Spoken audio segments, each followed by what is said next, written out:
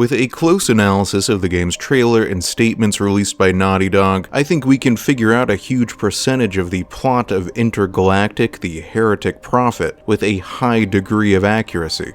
There is a ton of information here if you know where to look, and in this video I'm going to share it all with you. Okay, so Intergalactic is the first brand new IP developed by Naughty Dog in over a decade. In official statements, they have said this new game will be a return to their action-adventure roots, while still maintaining the high-fidelity storytelling that defined the Last of Us series, which is kind of what Uncharted 4 already accomplished. Actually, a lot of what Naughty Dog has said about the game reminds me of the Uncharted series, except in a science fiction setting. Instead of exploring ancient lost kingdoms here on Earth, we are going to be exploring ancient lost kingdoms on the planet Semperia, an isolated alien world whose human colony went silent over 600 years prior to the game's opening. And instead of playing as an Indiana Jones-style swashbuckling adventurer on the hunt for treasure, we will be playing as a Cowboy Bebop-style retro futurist bounty hunter on the hunt for her criminal targets. And instead of blasting grave robbers with machine guns, we will be battling robots with laser swords. Despite these surface-level differences, I strongly suspect that the DNA of Intergalactic is going to feel a lot like Uncharted. This is going to be a game about adventure and exploration and crazy over-the-top action set pieces, with a side dish of hard-hitting Last of Us-style storytelling. Alright, let's begin with the trailer, which opens with some squiggly alien text, which reads,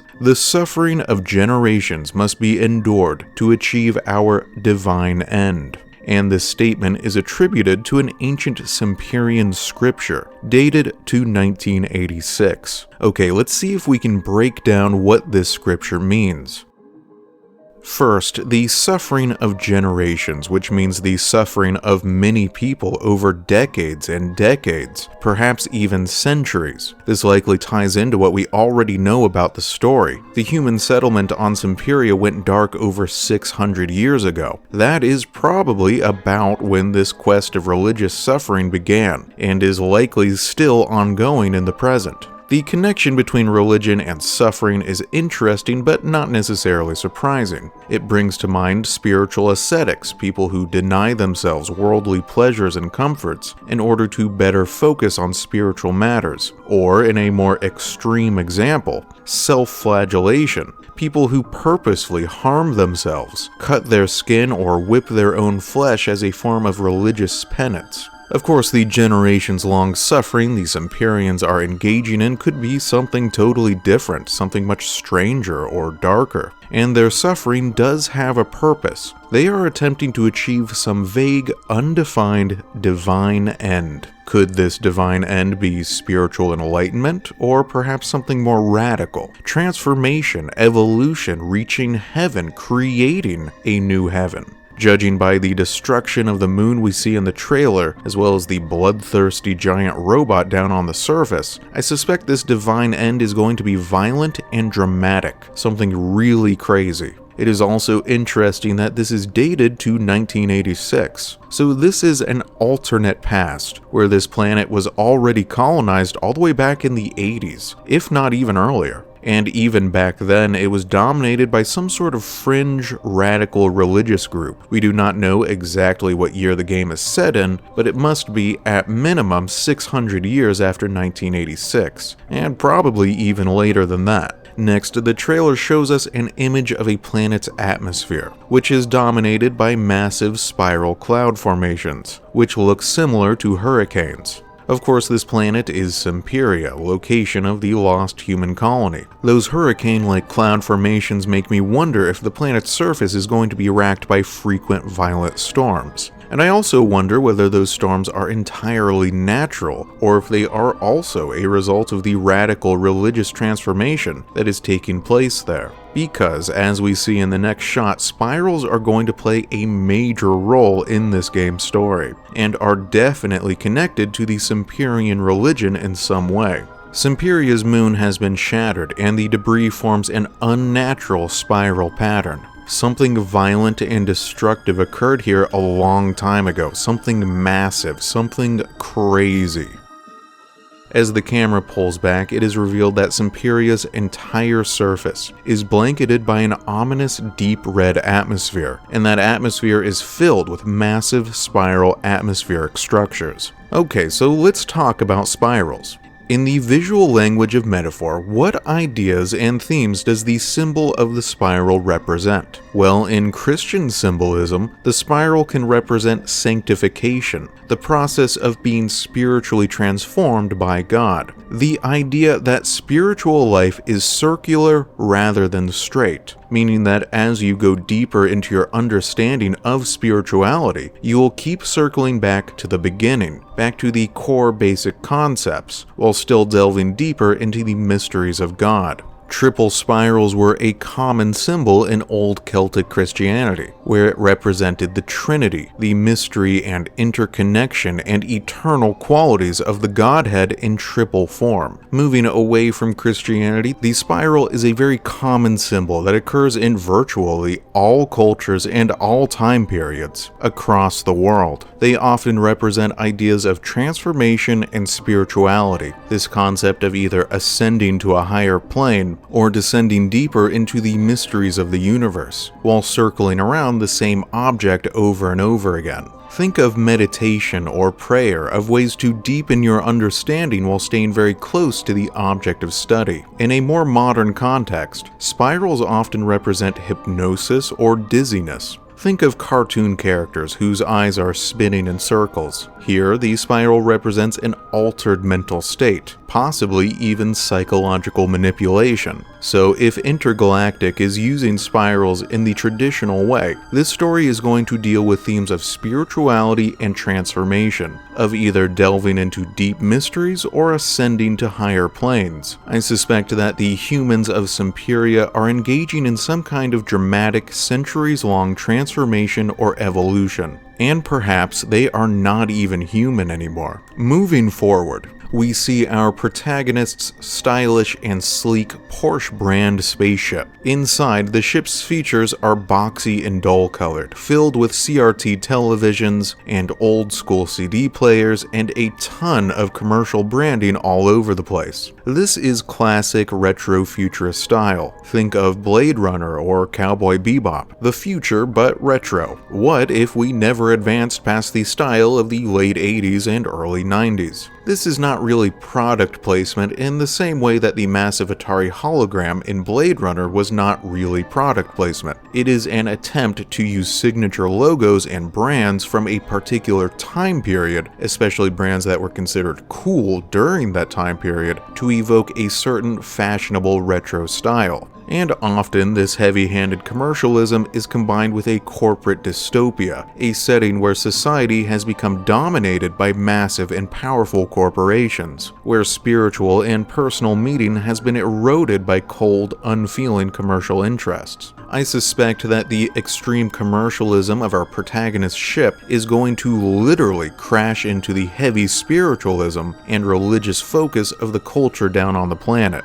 This clash of different cultures is probably going to play a significant role in the plot. Next, let's take a close look at this wall of photographs, newspaper headlines, and notes. I think this reveals the initial plot of the game. The protagonist is a bounty hunter searching for a group of master thieves known as the Five Aces. Look at the headline that says, "Third largest safety deposit ship discovered empty weeks after theft." But then look below it and notice the headline which says, "Five Aces Mastermind, dead or hiding." And further to the left, what happened to the Five Aces? So this group of master thieves have apparently disappeared, either vanished on some secret mission or gone into hiding. And where did they all go? Well, look at the photo on the right, which appears to show an alien ruin along with the note, "Who took this photo?" I am willing to bet a lot of money that this is a photo that was taken on Simperia's surface. I suspect that the Five Aces attempted to steal some kind of extremely important artifact from the lost colony on Simperia. probably from that alien ruin in the photograph, but failed and have since disappeared. And now our protagonist is going to get lost on Semperia too while searching for them. Again, it sounds very similar to the plots of some of the games in the Uncharted series. As the shot pans to the left, we are shown a photograph of 5 characters, almost certainly the 5 aces, sharing some beer together in front of a table covered in stolen money.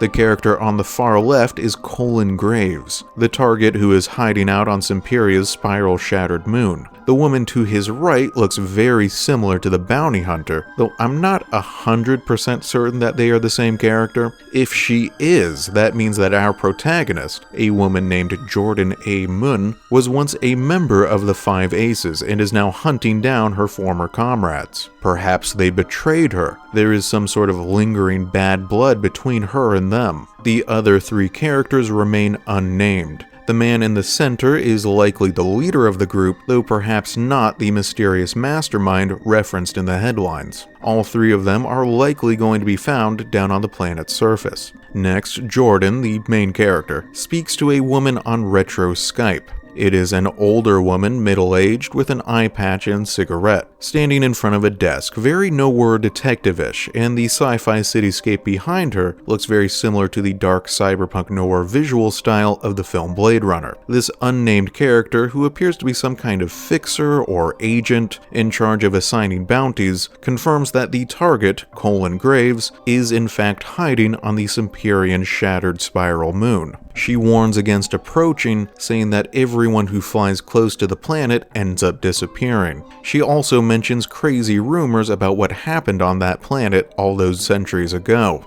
The suggestion here seems to be that the Semperians have some kind of secret orbital defense system that knocks spaceships out of the sky whenever they get too close. Or perhaps something about that spiral atmosphere is dangerous to ships. Anyone who gets too close probably usually dies in the subsequent crash, and if they do survive, something else happens to them, something worse. And Jordan is going to find out what that something is, because according to this statement released by Naughty Dog, she is going to become stranded on the planet's surface. On the bounty information screen, we are told that Colin Graves is affiliated with the 5 Aces, that he is a threat level 7, the reward for capturing him is 1,600,000 somethings, and the issuer of this bounty is an organization called ISMW Terria Sector, though I'm not sure how much of this information is really relevant to the player. And then Jordan sets off on her adventure. Something is going to go wrong on that moon, and she is going to end up down on the planet. I think it is very likely that this entire game is going to take place on Semperia. In the final shot of the trailer, we are shown a dense pine forest, shrouded in a heavy fog, the spiral moon glowing red in the sky.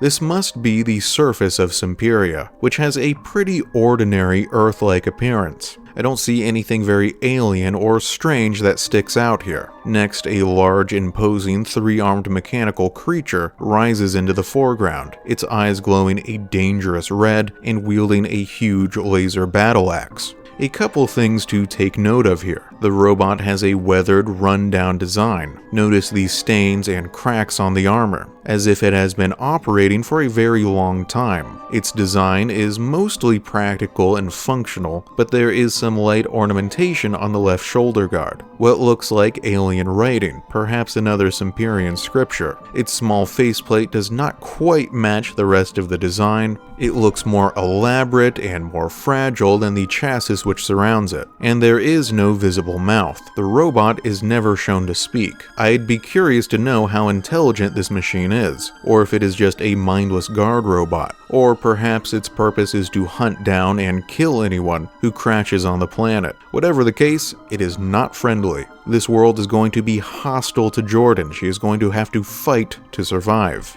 The existence of the robot at all is perhaps surprising. After all, Semperia appears to have been home to an extreme religious cult. In fiction, faith and technology are often at odds with one another. For example, the Seraphites of Last of Us Part 2 swore off using old world technology in favor of things they could craft themselves from the resources of the forest. But perhaps this will be a religious cult which embraces advanced technology. Maybe that technology will factor into their divine transformation in some way. The trailer ends here, but there is one more significant piece of information about the game's story to be found in a New York Times article, which quotes director Neil Druckmann as saying, "The story centers on a fictitious religion and what happens when you put your faith in different institutions, and that it is an emotional, character-driven, epic journey." That line about putting faith in different institutions is very interesting to me.